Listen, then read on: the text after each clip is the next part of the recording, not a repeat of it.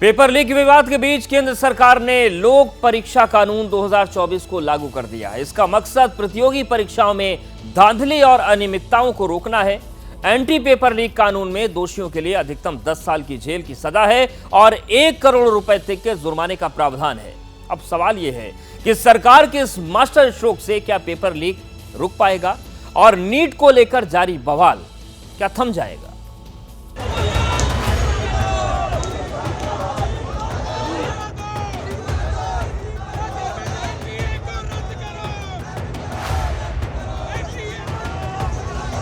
अब इसे दबाव कहें या फिर मौके की नजाकत, लेकिन नीट यूजी परीक्षा में हुई धांधली को लेकर देश भर में हो रहे विरोध प्रदर्शन के बीच मोदी सरकार ने बड़ा फैसला लिया है। केंद्र सरकार ने लोक परीक्षा कानून 2024 को लागू करने की अधिसूचना जारी कर दी है। Public examination prevention of unfair means act के नाम से ये विधेयक इसी साल 6 फरवरी को लोकसभा और 9 फरवरी को राज्यसभा से पारित हुआ था। राष्ट्रपति द्रौपदी मुर्मू ने 12 फरवरी को बिल को मंजूरी दे दी थी। पेपर लीक या धांधली को रोकने के लिए इस कानून में संघ लोक सेवा आयोग यूपीएससी, कर्मचारी चयन आयोग एसएससी, रेलवे भर्ती बोर्ड आरआरबी, बैंकिंग कार्मिक चयन संस्थान आईबीपीएस और नेशनल टेस्टिंग एजेंसी एनटीए की परीक्षाएं शामिल होंगी। केंद्र के सभी मंत्रालयों विभागों की भर्ती परीक्षाएं भी इस कानून के दायरे में होंगी। केंद्र सरकार का इस कानून को लाने के पीछे मकसद है कि जितनी भी बड़ी सार्वजनिक परीक्षाएं हो रही हैं, उनमें ज्यादा पारदर्शिता रहे। साथ ही प्रतियोगी परीक्षाओं या एंट्रेंस टेस्ट में शामिल होने वाले परीक्षार्थियों को भरोसा दिलाया जा सके कि वो जो परीक्षा दे रहे हैं उनमें कोई गड़बड़ी नहीं होगी। दरअसल इन दिनों नीट यूजी पेपर लीक को लेकर देश में हंगामा मचा हुआ है। ऐसे में ये कानून लागू करके सरकार ने बड़ा संदेश देने की कोशिश की है। हालांकि ये कानून सरकार ने फरवरी में पारित करा लिया था। उस दौरान भी राजस्थान में शिक्षक भर्ती परीक्षा, हरियाणा में ग्रुप डी पदों के लिए सामान्य पात्रता परीक्षा, गुजरात में जूनियर क्लर्क के लिए भर्ती और बिहार में कांस्टेबल भर्ती परीक्षा सहित कई पेपर लीक्स के मामले सामने आए थे। अब हम आपको बताते हैं कि नीट परीक्षा में धांधली के विरोध में देश भर में बवाल के बीच केंद्र सरकार ने जिस कानून की अधिसूचना जारी की है, उसमें पेपर लीक करने या आंसर शीट से छेड़छाड़ करना अपराध माना जाएगा। अधिनियम के तहत पेपर लीक से जुड़े सभी मामले संज्ञेय अपराध यानी कि कॉग्निजेबल ऑफेंस और गैर जमानती होंगे। इसके अलावा जिन सेवा प्रदाताओं या एजेंसियों को संभावित अपराध के बारे में जानकारी है, लेकिन वो इसकी रिपोर्ट नहीं करते, तो उन पर जुर्माना लगाया जा सकता है। जांच के दौरान अगर ये तय हो जाता है कि सर्विस प्रोवाइडर के किसी वरिष्ठ अधिकारी ने अपराध की इजाजत दी थी या वो अपराध करने में खुद शामिल था, तो उसे जेल की सजा के साथ जुर्माना देना होगा। अगर कोई परीक्षा अथॉरिटी या सर्विस प्रोवाइडर कोई संगठित अपराध करता है, तो उसे जेल की सजा होगी। नीट और यूजीसी नेट परीक्षा में गड़बड़ी की शिकायतों के बीच केंद्र ने जो अधिसूचना जारी की है, उसके मुताबिक पेपर लीक करना या आंसर शीट के साथ छेड़छाड़ करने पर कम से कम 3 साल की जेल की सजा मिलेगी। इसे 10 लाख रुपए तक के जुर्माने के साथ जेल की सजा 5 साल तक के लिए बढ़ाई जा सकती है। परीक्षा से जुड़ी गड़बड़ी में किसी सरकारी अधिकारी के शामिल पाए जाने पर उसे कम से कम 3 साल की सजा मिलेगी। ये 10 साल तक बढ़ सकती है। इसके अलावा 1 करोड़ रुपए का जुर्माना भी हो सकता है। अब ये जानना भी जरूरी है कि किन गड़बड़ी या धांधली को इस कानून के तहत अपराध माना जाएगा।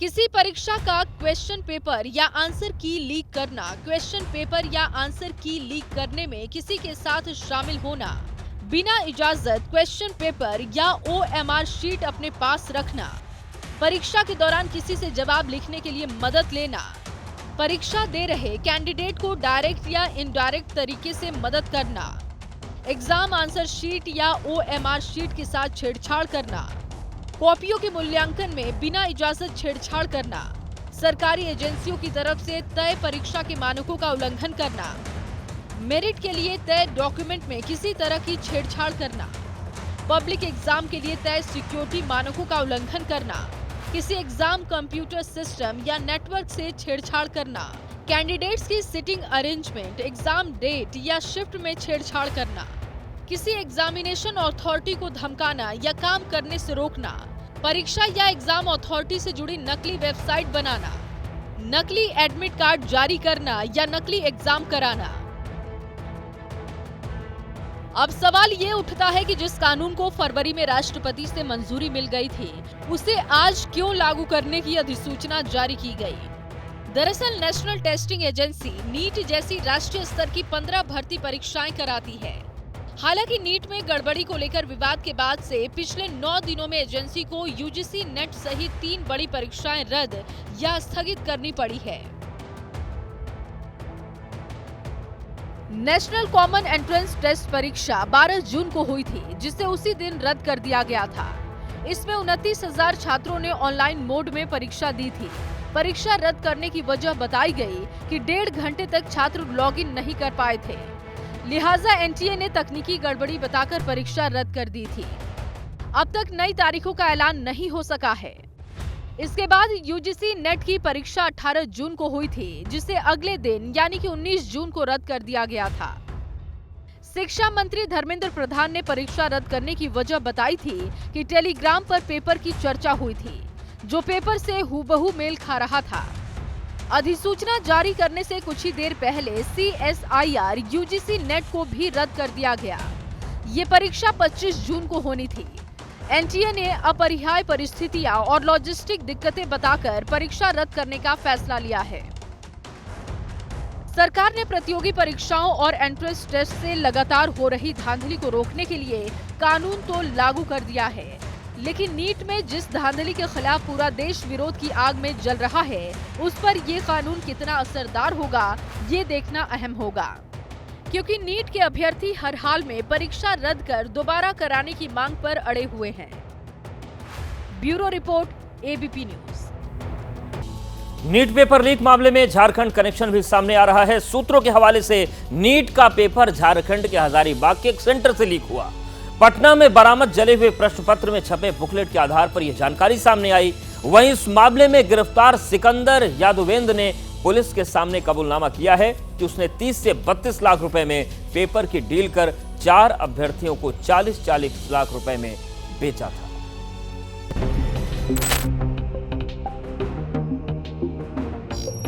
नीट पेपर लीक मामले में हर रोज बड़े खुलासे हो रहे हैं। पेपर लीक का असल एपिसेंटर झारखंड था। जो जानकारी मिली है उसके मुताबिक नीट का पेपर सबसे पहले झारखंड के हजारीबाग से लीक हुआ था। सूत्रों के मुताबिक नीट पेपर झारखंड के हजारीबाग के एक सेंटर से लीक हुआ था। पटना में बरामद जले हुए प्रश्न पत्र में छपे बुकलेट के आधार पर ये जानकारी सामने आई है। दरअसल झारखंड पुलिस ने बिहार पुलिस की EOU को जो जानकारी दी है, उसके मुताबिक झारखंड के नंबर प्लेट की एक गाड़ी में कुछ संदिग्ध पकड़े गए, जिसके बाद पेपर लीक के खुलासे हुए थे। इस मामले में बिहार पुलिस ने सिकंदर यादवेंदु नाम के जिस शख्स को गिरफ्तार किया, उसका कबूलनामा भी सामने आ गया है, जिसके मुताबिक उसके इस मामले में 2 और आरोपी अमित आनंद और नीतीश कुमार से नगर परिषद दफ्तर में जान पहचान हुई। उसी दौरान अमित और नीतीश ने उससे किसी भी परीक्षा का पेपर लीक करने का दावा किया। जब सिकंदर नीट का जिक्र किया तो अमित और नीतीश ने 30 से 32 लाख रुपए में पेपर लीक कराने की डील की और ये डील पक्की भी हो गई। कबूलनामे में सिकंदर ने दानापुर पटना के आयुष कुमार, समस्तीपुर के अनुराग यादव, रांची के अभिषेक कुमार, गया के शिव नंदन कुमार को पेपर देने की बात कबूली। नीट की परीक्षा 5 मई को हुई और सिकंदर ने 4 मई की रात को चारों अभ्यर्थियों को पटना रामकृष्णा नगर में जाकर पेपर सौंपा। उस वक्त अमित आनंद और नीतीश कुमार भी वहां मौजूद रहे और सभी को रात भर पेपर रटवाए गए। सिकंदर ने जो कबूलनामा किया है उसके मुताबिक पेपर के लिए उसे अमित आनंद और नीतीश कुमार को 30 से 32 लाख में डील की थी, लेकिन चारों अभ्यर्थियों से 40-40 लाख रुपए में डील की। लेकिन 5 मई को पटना के बेली रोड के राजवंशी नगर के पास चेकिंग के दौरान शास्त्री नगर थाना पुलिस ने चारों अभ्यर्थियों के साथ पकड़ लिया। वो जिस कार में सवार थे उसका नंबर प्लेट झारखंड में रजिस्टर्ड था। सिकंदर के कबूलनामे के बाद कई सवाल खड़े हो रहे हैं, जब पटना पुलिस को 5 मई को ही पेपर लीक की जानकारी मिल गई थी, तो उसी दिन इसका खुलासा क्यों नहीं किया गया? पटना पुलिस ने नतीजे जारी होने का इंतजार क्यों किया? इसका जवाब पटना पुलिस क्या देगी, इसका इंतजार है। लेकिन इस मामले में बिहार पुलिस की ईओयू ने नालंदा के संजीव मुखिया की तलाश में जुटी हुई है। बताया जा रहा है कि नीट पेपर लीक मामले में बिहार में जिन 13 आरोपियों को गिरफ्तार कर जेल भेजा गया है, उनमें से कई संजीव मुखिया से जुड़े हुए हैं। संजीव नीट परीक्षा के बाद से फरार है। संजीव मुखिया सॉल्वर गैंग का सदस्य रह चुका है। बीते 20 साल में कई प्रतियोगी परीक्षाओं के पेपर लीक के मामले में उसका नाम आया है। वो जेल भी जा चुका है। फिलहाल वो जमानत पर है। संजीव मुखिया का बेटा शिव शिक्षक बहाली पेपर लीक मामले में फिलहाल जेल में बंद है। नीट पेपर लीक का तार नीतीश कुमार के गृह जिले नालंदा से जुड़ गया है। इस वक्त हम नालंदा के नगरनौसा में हैं। देखिए, घर की तस्वीर हम आपको दिखाते हैं। दरअसल नीट पेपर लीक कांड में ईओयू को एक शख्स की तलाश है जिसका नाम है संजीव मुखिया। संजीव मुखिया मूल रूप से नालंदा के नगरनौसा का रहने वाला है। फिलहाल वह फरार चल रहा है। संजीव मुखिया सॉल्वर गैंग का पुराना मेंबर रहा है और आपको हम बता दें, विभिन्न प्रतियोगी परीक्षा की सेटिंग में शामिल रहा है वह, और पुलिस ने इसे गिरफ्तार भी किया था और ये जेल भी जा चुका है। बताया जा रहा है कि नीट पेपर लीक कांड मामले में मास्टरमाइंड संजीव मुखिया भी है। सूत्रों के अनुसार नीट पेपर लीक कांड में अब तक जिन लोगों की गिरफ्तारी हुई है वह कहीं न कहीं संजीव मुखिया से ही जुड़े हुए हैं। संजीव मुखिया का बेटा है डॉक्टर शिव, जो शिक्षक बहाली पेपर लीक मामले में फिलहाल जेल में बंद है। वह भी सॉल्वर गैंग का एक्टिव मेंबर रहा है। संजीव मुखिया कोर्ट में अग्रिम जमानत लेने के फिराक में है और जानकारी के अनुसार उसने पटना सदर कोर्ट में अर्जी भी दाखिल की है। आरोप लग रहा है कि नीट पेपर का जो नीट परीक्षा का पेपर लीक हुआ उसमें उनका हाथ है। नहीं है हाथ। कुछ गलत किए हैं आपके बेटे? नहीं किए गलत। नीट पेपर में बेटा हमारा हाथ है, ये नहीं है। फरार कहाँ चलेगा भाई? अब जान के हाथ करीब पहन लीजिएगा, कहिए ना। मतलब आपको लगता है निर्दोष हैं? हाँ, लेकिन पहले भी तो वो पेपर पहले वाला बात छोड़िए ना। हाँ हाँ, पहले आदमी खाता है तो धैर्य रहता है पेट में। तो अभी क्यों भाग रहे हैं? अभी भाग रहा है वो पुलिस वाले सब तंग कर रहा है, जिस तरह से भाग रहा है। नीतीश कुमार फरार है तो इस मामले का एक और मास्टरमाइंड अमित आनंद भी फरार है। एबीपी न्यूज की टीम जब पटना के उस अपार्टमेंट पहुंची जहां अमित आनंद पूरे नेटवर्क को ऑपरेट करता था, वो भी बंद मिला।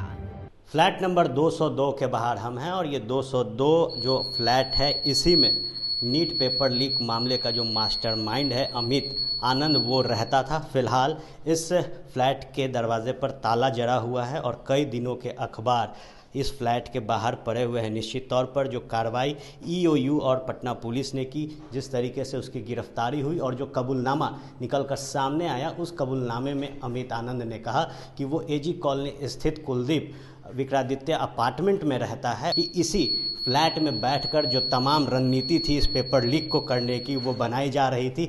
यहीं से महत्वपूर्ण दस्तावेज जो थे वो ईओयू की टीम को मिले थी।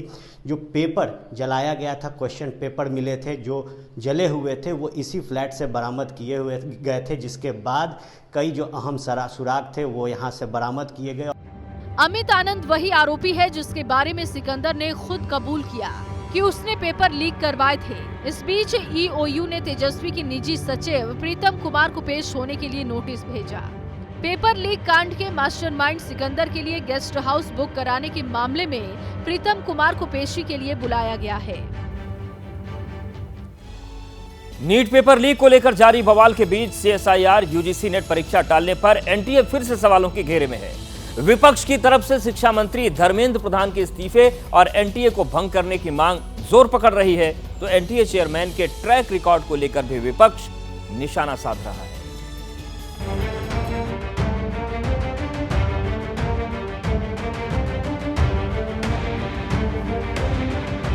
नीट पेपर लीक को लेकर मचे बवाल के बीच भले ही केंद्र सरकार ने नया कानून लागू करने का फरमान जारी कर दिया है, लेकिन सियासी घमासान चरम पर है। पहले यूजीसी नेट परीक्षा रद्द करने का फैसला किया गया और फिर बवाल के बीच एक सीएसआईआर यूजीसी नेट परीक्षा स्थगित करने के बाद केंद्र सरकार एक बार फिर से बैकफुट पर है। इसे लेकर सियासी घमासान भी जारी है। नीट छात्रों के साथ राहुल गांधी के मुलाकात की तस्वीरें सोशल मीडिया पर वायरल हो रही हैं, जिसमें राहुल गांधी ने सरकार पर सवालिया निशान खड़े किए हैं। तो अभ्यर्थियों को न्याय दिलाने का भरोसा भी दे रहे हैं। मैं आज 24 लाख स्टूडेंट से बात करना चाहता हूं जिनको नीट पेपर लीक से नुकसान हुआ। सड़क से संसद तक हम आपके साथ खड़े हैं। 24 लाख स्टूडेंट से मैं कहना चाहता हूं, आप अकेले नहीं। पिछले 7 साल में 70 बार पेपर लीक हुआ है और 2 करोड़ युवाओं को पेपर लीक से नुकसान हुआ। एक साथ हम ये लड़ाई लड़ेंगे और ये लड़ाई जीतेंगे। नीट परीक्षा में हुई धांधली को लेकर विपक्ष सरकार पर हमलावर है और परीक्षा रद्द कर दोबारा कराने और सीबीआई जांच की मांग लगातार हो रही है। ये देखिए, सेंट्रल गवर्नमेंट का स्कैम है, the largest education scam Modi जमाने में हो रहा है। ये नीट और नेट सेंट्रल गवर्नमेंट का, उसका स्कैम और उसका ही एजेंसी सीबीआई, ये कैसा होगा? ये सीबीआई को इस्तेमाल कर रहे हैं इन्वेस्टिगेशन के लिए नहीं। सीबीआई को वो पूरा जो स्कैम हुआ है वो धामाचापा देने के लिए वो ये सीबीआई को मिसयूज कर रहा है। कांग्रेस नेता दिग्विजय सिंह ने सरकार के साथ साथ एनटीए के चेयरमैन की नियुक्ति पर भी सवाल खड़े कर दिए।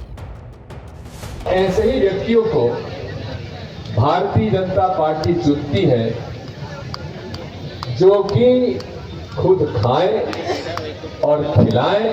हमारे केंद्रीय मंत्री एचआरडी के, उन्होंने आज तक एक भी शब्द नेशनल टेस्टिंग एजेंसी के अध्यक्ष प्रदीप जोशी के बारे में नहीं कहा। अरे मंत्री जी, आप इस्तीफा मत दीजिए, कम से कम इस प्रदीप जोशी जो एनटीए का चेयरमैन है उससे तो इस्तीफा ले लीजिए। शिवसेना उद्धव गुट भी सरकार से सवाल कर रही है। पार्टी महाराष्ट्र में भी धांधली के आरोप लगा रही है। मिस्टेक्स किसने प्राप्त की है? अगर आपने देखा होगा तो हमने ये भी मांग की है कि क्लैरिटी हो, सिर्फ परसेंटाइल में नहीं तो मार्क्स किसको क्या मिले हैं, आंसर शीट मिले, आंसर शीट दिखाया जाए, पारदर्शिता हो। इसमें कौन सी ऐसी बड़ी बात है या नेशनल सिक्योरिटी की बात है कि इसमें पारदर्शिता नहीं है? नीट की परीक्षा रद्द करने की मांग तेज हो चली है। कांग्रेस ने देश भर में इसको लेकर एनडीए सरकार के खिलाफ हल्ला बोला। दिल्ली से लेकर जयपुर, चंडीगढ़ से लेकर लखनऊ, पटना से लेकर रांची, गुवाहाटी से लेकर बेंगलुरु तक कांग्रेस के नेता कार्यकर्ता सड़कों पर उतरे हुए दिखाई दिए। कहीं गिरफ्तारी दी, कहीं धरना तो कहीं जुलूस निकाला।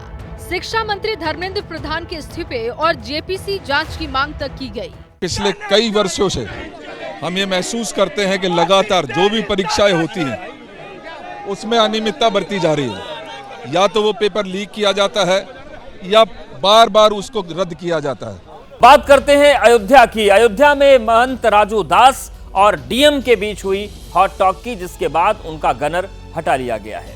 इसको लेकर सवाल उठने के बाद अयोध्या के डीएम का बयान सामने आया है। अयोध्या के डीएम ने एबीपी न्यूज से बात की और बताया कि राजू दास का गनर क्यों हटाया गया। डीएम के मुताबिक राजू दास का आपराधिक इतिहास पाया गया। 2013, 2017 और 2023 में राजू दास के खिलाफ आपराधिक मुकदमे दर्ज हैं। डीएम ने कहा कि राजू दास कभी अयोध्या वासियों को गाली देते हैं, कभी प्रशासन को, और वो सुरक्षा प्राप्त होने का माहौल बना रहे, इसलिए सुरक्षा हटाई गई है। लेकिन सवाल ये है कि अगर राजू दास का ट्रैक रिकॉर्ड 2013 से गड़बड़ है, आपराधिक है, तो क्या अब अयोध्या प्रशासन को इस बात की याद आई है?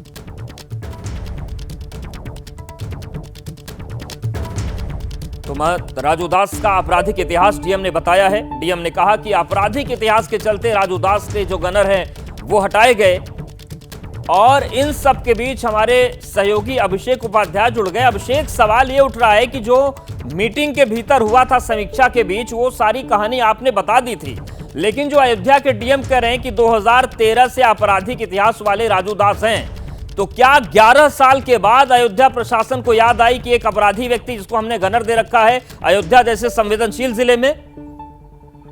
देखिए अवधेश, डीएम से हमारी बात हुई है। डीएम का ये कहना है कि कई शिकायतें आ रही थी, आपराधिक रिकॉर्ड था, लेकिन उन्होंने ये कहा था कि उनको सुरक्षा को लेकर खतरा है तो उनको गनर दिए गए। मगर जानकारी फिर ये मिली कि उन गनर के जरिए भी धमकाने की कई शिकायतें आई कि धमकाने की स्थितियां हैं जो उनके बारे में बताया गया है।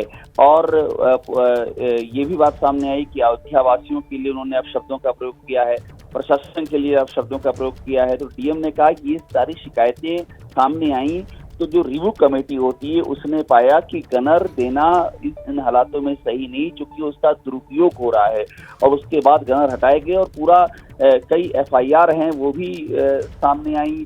वो FIR ऐसी भी हैं जो कि पुरानी हैं, लेकिन अब जानकारी प्रशासन के लाया गया।